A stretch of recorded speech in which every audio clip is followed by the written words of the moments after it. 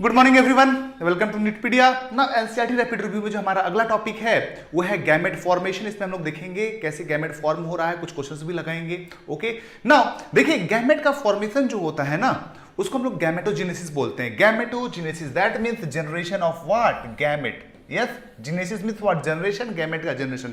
ये दो तरीके का होता है। यस, मेल में इसको हम लोग बोलते हैं स्पर्म का जेनेसिस करवाता है, so called as what, spermatogenesis. Female में oocyte बनाता है, so it is called as what, oogenesis. ठीक है, यहां पे क्या होगा, फॉर्मेशन ऑफ स्पर्म होगा, यहां पे फॉर्मेशन ऑफ बोलिए ओवम होगा ना। इसका साइट क्या होगा, ये होगा आपका टेस्टिस में, ये होगा आपका टेस्टिस में। ये कहां होगा, ये आपका होता है ओवरी में। ये होता है कहां बोलिए, आपका ओवरी में ना। एक बात और आप ध्यान दीजिए, ठीक है, ये स्टार्ट कब होता है, start at puberty, start at puberty.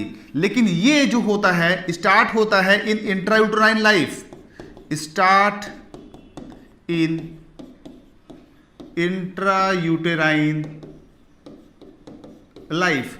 ये कब तक चलता है, कंटिन्यूअस होता है, ये रुकता नहीं है, कंटिन्यूअस प्रोसेस होता है। अबाउट 90 ईयर्स तक भी फॉर्मेशन होता है, मरने तक स्पर्म बनते रहता है। नाउ ये stops after menopause, stops after menopause.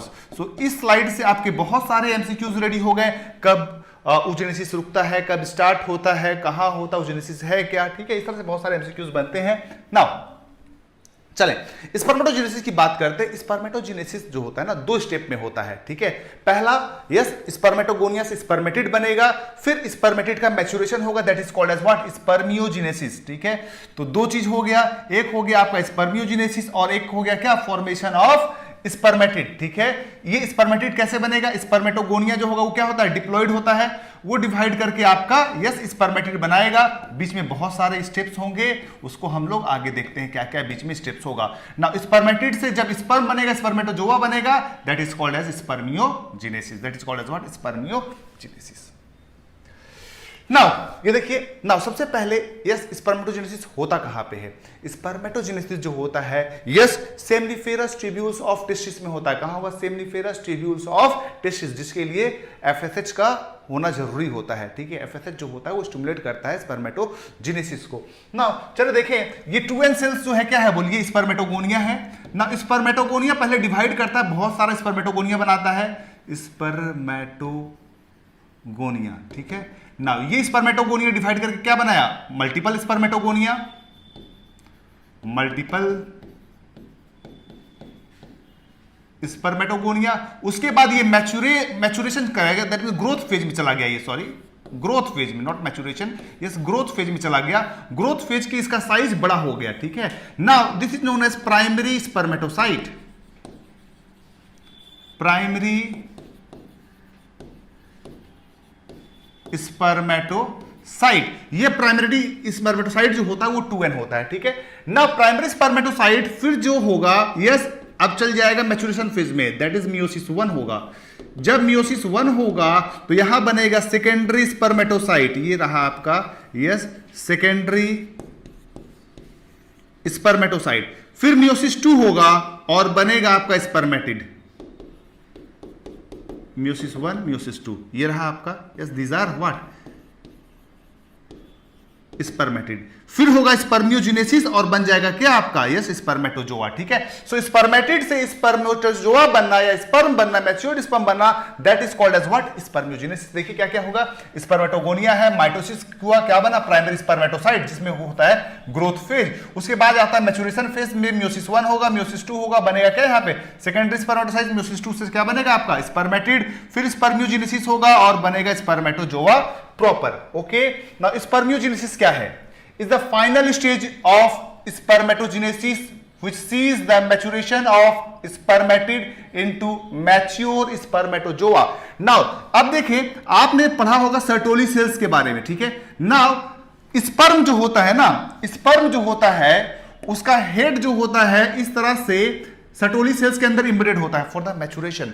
Now थोड़ी देर बाद आफ्टर कंप्लीट मैच्योरेशन स्पर्मेटोजोआ जो होता है वो रिलीज होता है फ्रॉम सर्टोली सेल्स, ठीक है, that is called as yes spermiation, that is called as what, spermiation. So spermiation क्या हो गया, yes release of sperm from the Sertoli cell into the कहां, into the lumen of seminiferous tubules of testis. Okay, चले now come to the next slide. Now यहां पे question दिया है, ठीक है, क्या पूछा है, what is the sequence of sperm formation. देखिए सीक्वेंस ऑफ स्पर्म फॉर्मेशन आपका क्या था, यस पहले क्या था, स्पर्मेटोगोनिया था, स्पर्मेटोगोनिया, फिर बना था क्या प्राइमरी स्पर्मेटोसाइट, फिर बना था क्या सेकेंडरी स्पर्मेटोसाइट, फिर बना था स्पर्मेटिड, यही था ना, और फिर आपका था क्या जोआ, स्पर्मेटोजोआ, स्पर्मेटोजोआ, ठीक है। तो ये पूरा सीक्वेंस ऑफ इवेंट है। चलें, तो सबसे पहले क्या होगा, spermatogonia, spermatogonia, spermatogonia, that means ये वाला ऑप्शन रूल आउट होता है, ठीक है, ये वाला ऑप्शन आपका रूल आउट होता है। नाउ फिर यहां पे देखो डायरेक्ट स्पर्मेटोजोआ आ गया, ये भी रूल आउट हो गया। नाउ तो ये तो ऑलरेडी रूल आउट है, स्पर्मेटोसाइट्स यहां तक सही है ना। उसके बाद यहां पे स्पर्मेटोजोआ बना दिया, नहीं, पहले स्पर्मेटिड बनेगा फिर स्पर्मेटोजोआ बनेगा। B is the correct answer. Now second question देखिए, सेकंड क्वेश्चन में क्या पूछा है, yes difference between spermiogenesis and spermiation, क्या डिफरेंस है, ठीक है। नाउ जैसा कि आपको पता है स्पर्मियोजेनेसिस में क्या हो रहा था, स्पर्मेटिड से स्पर्म, और यहां पे क्या हो रहा था स्पर्मिएशन में, यस रिलीज ऑफ स्पर्म। तो देखिए क्या होगा, in spermiogenesis spermatozoa are formed, सही है, बात सही बोल रहा है। Second, while in spermiation spermatozoa are release from Sertoli cells into the cavity of seminiferous tubules, सही है। चलें next question, which of the following cells are diploid during gametogenesis, ठीक है, आपको ध्यान होगा स्पर्मेटोगोनिया जो था वो डिप्लॉयड था, प्राइमरी स्पर्मेटोसाइट भी डिप्लॉयड था, उसके बाद हैप्लॉयड सीरीज स्टार्ट हुआ था, polar body, primary polar body, spermatid, सब हैप्लॉयड होता है, यही एक डिप्लॉयड होता है। ओके, ना हार्मोन्स का बात करते हैं, ठीक है, जो स्पर्म फॉर्मेशन में स्पर्मेटोजेनेसिस में हार्मोन्स का क्या रोल होता है, जरा देखें।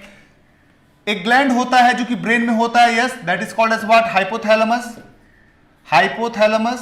हाइपोथैलेमस सिक्रीट करता है जीएनआरएच, जीएनआरएच आता है कहां, एंटीरियर पिट्यूटरी पे, एंटीरियर पिट्यूटरी से निकलता है गोनाडोट्रोपिन, गोनाडोट्रोपिन का मतलब होता है एफएसएच प्लस एलएच, ना एफएसएच जो होगा वो प्रमोट करवाएगा स्पर्मेटोजेनेसिस, यस, और लीडिंग सेल्स को स्टिमुलेट करता है एलएच हार्मोन, एलएच जो होगा वो स्टिमुलेट करेगा, यस, लीडिंग सेल्स को, लीडिंग सेल्स निकालेगा क्या, टेस्टोस्टेरोन,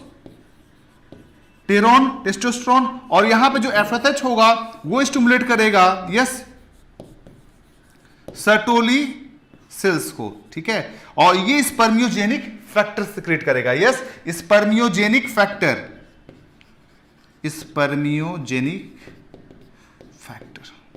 ठीक है, दैट मींस स्पर्मियोजेनेसिस में हेल्प करेगा। जरा देखें क्या क्या लिखा हुआ है, हाइपोथैलेमस से क्या निकला, जीएनआरएच, कहां गया, एंटीरियर पिट्यूटरी पे, ठीक है, सिक्रेट्स टू गोनाडोट्रोपिन्स, कौन कौन सा, एफएसएच प्लस एलएच, एलएच गया लीडिंग सेल्स के पास, निकाला क्या, एंड्रोजन, एंड्रोजन का मतलब क्या हुआ, टेस्टोस्टेरोन, एंड्रोजन मतलब